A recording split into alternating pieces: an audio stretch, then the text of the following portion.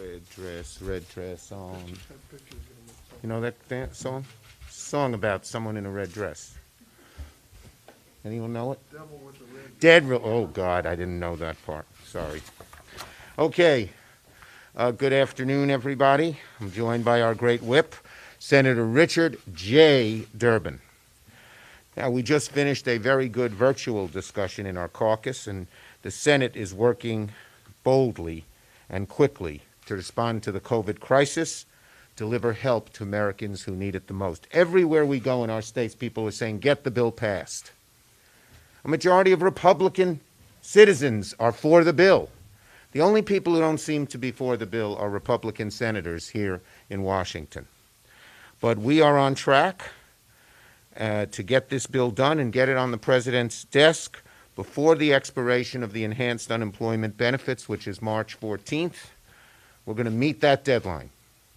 And it's going to be a robust, strong bill, just as we asked for. Not exactly the same, but very close to the bill that President Biden proposed. We're also moving quickly to hold confirmation hearings on the floor with President Biden's highly qualified and experienced cabinet nominees. Linda Thomas Greenfield and Tom Vilsack will be confirmed today.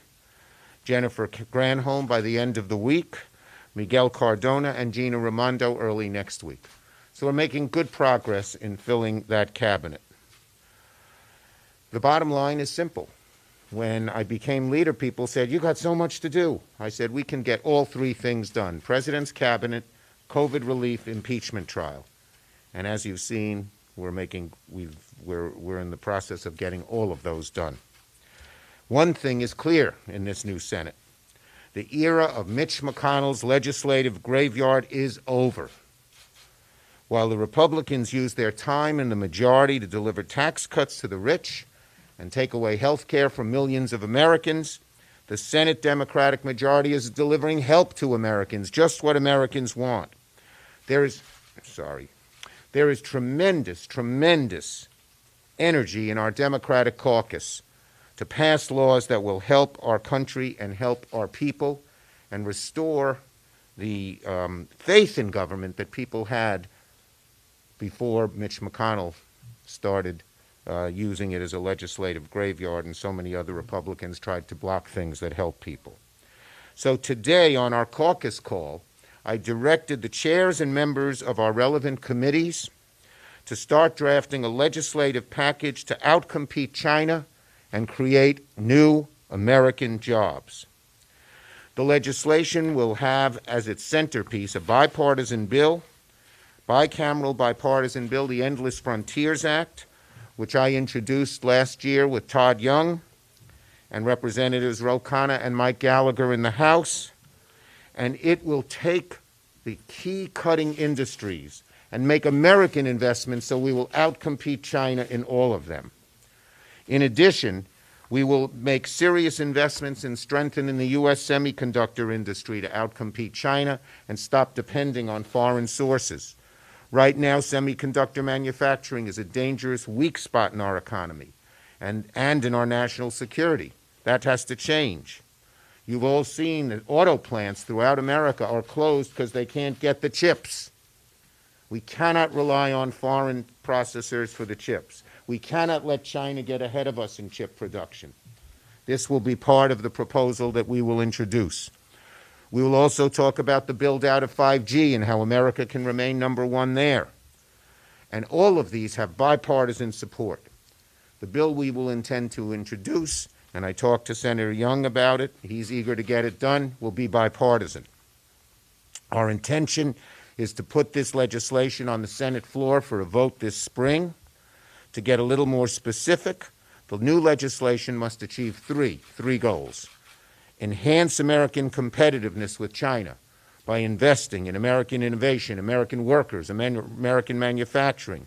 Invest in strategic partners and alliances, NATO, Southeast Asia, and India, and expose, curb, and end, once and for all, China's predatory practices, which have hurt so many American jobs. We're looking at emergency funding to implement the bipartisan semiconductor program as part of this package. You all know about the chip shortage. I want this bill to address America's short-term and long-term plan to protect the semiconductor supply chain and to keep us number one in things like AI, 5G, quantum computing, biomedical research, storage. All of these things are part of the bill and the Endless Frontiers Act. So we need to get a bill like this to the President's desk quickly to protect America's long-term economic and national security. Senator Durbin. My thanks to Leader Charles Ellis Schumer, who is... Remember what his name was? I gave him a name a few weeks ago. Anyone remember? Come on. You get first question. You get first question if you remember. This is a contest. This is a serious news conference. Yassel. First question goes to Mr. Punch Bowl. By the way, forget it. I'm going to give you my name, and you remember it. Mine's harder. Charles is usually Chaim, but it's not Chaim. Chaim means life. Mine is Yeshayahu, that's Isaiah. Next week, first question. Go ahead. I know why we came, but I can't remember. Last night, President Biden paid a tribute to the 500,000 that we have lost and their families as an acknowledgement of the pain and loss that America has sustained. This president is not running away from reality. He is facing it. And he's asking Congress to join him in uniting and healing our nation. Last year, almost 12 months ago exactly, 96 senators, Democrats and Republicans, in a bipartisan show of support, passed the CARES Act, a more than $2 trillion rescue plan, the largest spending bill ever enacted by Congress. Then in December, when the measure came up for another $900 billion that was needed, 92 senators voted. A strong bipartisan vote. Can we expect anything less when President Biden brings us the American Rescue Plan? This rescue program is designed to put vaccine on the streets, in the clinics, and in the arms of Americans as quickly as possible. It has $1,400 more in cash payments promised to families across the United States. There is money in this as well to deal with the deadline that we face in terms of unemployment benefits on March 14th, help for those who are renting and can't afford to pay, emergency provisions across the board for schools, individuals, families, businesses, and it needs to be passed quickly. I joined Senator Schumer in asking the Republicans to put aside politics and to stand with Joe Biden and with the American people now. The second point I would like to make is we concluded the hearing on Merrick Garland, the nominee to be Attorney General of the United States today. There was a good happy ending to it that wasn't anticipated. Senator Tom Tillis, the Republican of North Carolina, didn't make our hearing yesterday in person, but he wanted to come in today to say a positive thing about Merrick Garland and to announce that he was voting for him. There's another Republican senator who's told me the same. I think it is a growing trend. His presentation before the committee was as powerful as any nominee I've ever seen. He answered every question, and he did it with class and with professionalism and obviously with an understanding of the law. We need him now in the Department of Justice. I hope that we can find a way to move him quickly. He is the last person in the team when it comes to national security who should be in place. We've taken care of the Department of Defense, taken care of the Director of National Intelligence, Department of Homeland Security. Let's put an Attorney General on the job as quickly as possible. I think we'll be able to report him on Monday from the Judiciary Committee, and I hope Senator Schumer is successful in bringing this to the floor as quickly as possible. Thank you. Just one other point that Senator Durbin reminded me. COVID crisis rages. A Republican president. Democrats come together with Republicans and pass 2 bills, or 4 bills, really. Democratic president, Republicans don't even work with Democrats. If anyone doubts who's more interested in bipartisanship, just look at that. Bresnahan, go ahead. I want to ask you about the minimum wage. There's been a lot of talk about it inside the caucus. Senator Manchin has said he's opposed to $50 minimum wage. Would you support something less, $11? Okay, look, the first step is to go before reconciliation, before the parliamentarian. That will occur on Wednesday. Bernie Sanders and I are arguing very strongly for $15 and for it to be reconcilable. We're going to await her judgment before we go any further. Would you support anything left? Next question. Yes. Thank you, Mr. Leader. Wondering if you can tell us anything more about March 4th. There's chatter that there could be another potential plan, something like what we saw on January 6th. And is the security apparatus here ready for something like that? Well, the security apparatus is a lot better than it was on January 6th. You can just walk around and see all the National Guards men and women. I see a whole lot of them from New York. So that's much better. Obviously, there's more protection around the Capitol, and obviously the police forces are more alert. But you can always do better, and that's why we're having the hearing today, and that's why we're doing a thorough investigation as to what went wrong, and then try to make sure it's improved so it never, ever happens again. Have you decided at this point, or do you have a preference for how you would deal with the immigration debate? Do you see it as a comprehensive debate or something more piecemeal with it being actually? Well, look, I was proud to co-sponsor the comprehensive immigration bill along with Senator Durbin, Senator Menendez. I'd like to see a pathway for citizenship to 11 million. I'd like to see America be more friendly to immigrants who are needed for both family reunification and jobs. So my preference is to pass a comprehensive bill. But if it is determined that the best way to go forward is to go forward in pieces, and the House is thinking of doing that, it's something I'd certainly look at. I want to get as much done as possible. Yes? You said over the weekend that you were going to work with the White House to find votes for Mayor Cannon for OMB. What exactly are you doing, and where are you finding these votes? Well, I'm not going to get into specifics and names, but we're continuing to look. I think Neera Tanden would be an outstanding OMB nominee.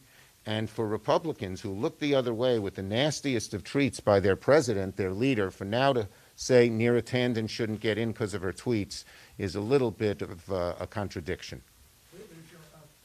Chairman Sanders says there's already discussion about a potential second reconciliation package for a jobs bill. It was reported by the Washington Post. This could be as large as $3 trillion. What do you think should be in that second package, and what do you think the timeline? Okay, well, I'm not, look, I think we need to go further than just the American Rescue Plan, which deals with rescue, which deals with the immediate problems. But we need a strong stimulus to get our long-term economy going. If you read today's Washington Post, real unemployment is still 10%. And one of the leading economists, I can't remember if it was Powell or someone, said unemployment's going to stay with us a very long time. So we need a strong stimulus that creates and builds jobs and pumps up the economy for a long period of time. And so the Build Back Better plan is something that I think we would turn to very soon after the American Rescue Plan is done. It should have big infrastructure. It should be green. It should include communities that are left out. It should deal with worker training. The purpose is to get the economy going at a fast clip once and for all, so we can have the growth that we had in the 70s and 80s, not the growth we've had since 2000, which has been very low. Yes? What is your backup plan should the parliamentarians rule in favor of minimum wage? First things first, we're fighting hard to get it done. But what We're fighting hard to get it done. That's what we're fighting for now. Leader Schumer, I wondered what your thoughts were on today's first open hearing on the January 6th attack, and what do you want to hear tomorrow from the acting Capitol Police Chief and acting Sergeant at Arms, and what do you want to see? Look, we want to see what went wrong and what we can do to make it better. You know, it's very good. I think Senators Peters and Klobuchar had a very good hearing, very comprehensive. Lots of questions were asked. And we need to know what went wrong to make sure we know what will do, what will happen, what we can do to make sure it never happens again. Yes? Curious if you have heard Republicans have apparently offered, or have they made this offer about splitting an even split to this January 6th commission? And do you have any thoughts on that as opposed to the format that Speaker Pelosi? Look, we need a commission that's going to get to the bottom of this, and I've been talking to Speaker Pelosi about it, but I'm not going to get into details of what we've talked about. Do you think it should be a 50-50 split between Republicans and I think we needed to get to the bottom of what happened with, and it should be fearless. Senator Schumer, if you could just talk about the role that Senator Manchin is playing in your caucus right now, obviously with the $15 minimum wage and Eric Handon, he is Look. the problem with Democrats getting some of these over the finish. Look, we It's need not to, very powerful. I've made a pitch today to our entire caucus, and I said that we need to pass this bill. The American people, the American public demands it. And everyone is going to have things that they want to see in the bill, and we'll work hard to see if we can get those things in the bill. But job number one is to pass the bill. Pass the bill we must, and I have confidence we will do it. Last one. We're seeing Senator Manchin the power any one senator can have in a 50-50 split. What are you doing to make sure that everybody stays united on upcoming nominations and reconciliation? This is my answer. I speak to my members all the time, and I have a leadership team that meets Monday night. On that leadership team are Bernie Sanders and Elizabeth Warren, of course Dick Durbin, and Joe Manchin and Mark Warner. And we discuss it out. And so far, we've had great unity. On impeachment, we had great unity. On the two bills that have come before, the two votes that have come before us on reconciliation, we have had great unity. So we've had a lot of unity, and we need to keep it. With 50 votes, we need our unity, and we're fighting to get it. And so far, so good. Thank you, everybody. For those who are unfamiliar, that was a flip phone. Senator Durbin, can I ask you about immigration? You have this big immigration bill and also your DREAM Act proposal. So do you think that both would be able to pass the Senate, or which one are you prioritizing? Well, let me tell you, we're watching first for the House action. We think the Dream and Promise Act will pass, we hope, as well as a farm labor bill will pass and be sent to us, which would certainly be a good starting place, I think, for immigration. What I am doing is reaching out not only on my side of the aisle, but to individual Republican senators, some of whom would surprise you. I'd gone to them and I said, I've never brought up immigration with you before. Can we talk? And I said, oh, sure. Let's see what we can agree on. So there is a more open-minded approach than I expected on the Republican side. That doesn't mean we've got 60 votes lined up. I've got to reach the point we do. And I agree with Senator Schumer. I want it all. I want a comprehensive bill. But if we can't get all of it, I want to get as many important elements together in a bill that can pass with 60 votes supporting it on the floor. Okay? Can we ask you on the minimum wage, did we follow that question then? If he won't answer it, don't put me. Okay, but how about a question on Senator Manchin's role inside the caucus? I talk to Joe all the time. I'm part of the group. I managed to sneak in the door. The group of 18 senators, 9 Democrats and 9 Republicans. And I've worked with them for months, and it's a wonderful group. Joe has won the respect of many of the people in the group as well as in his own caucus, but he's an independent-minded person. And I can sit down and talk to him. I can't always bring him to agreement, but he's always willing to sit down and explain his point of view and be open to new thoughts. That's the most any whip could ask of any member. Okay? Senator Schumer seemed to indicate that what he told his caucus at lunch was we have to pass this bill, seeming like it's a message to Manchin that he has to get on board. Is that how you interpret it? It was a message to the whole caucus. When you get into this bill and see all the provisions and sections in it, I want to make some calls down to Schumer's staff. There are 2 or 3 things that are important to me and 2 or 3 things that may be under attack here in the Senate. So I'm sure that's going on, and he's begging all of us, despite any differences with any one section of the bill, that we hang together. This is the signature provision of the Biden administration in terms of dealing with the pandemic and the economy, and we need to stick together. That's it.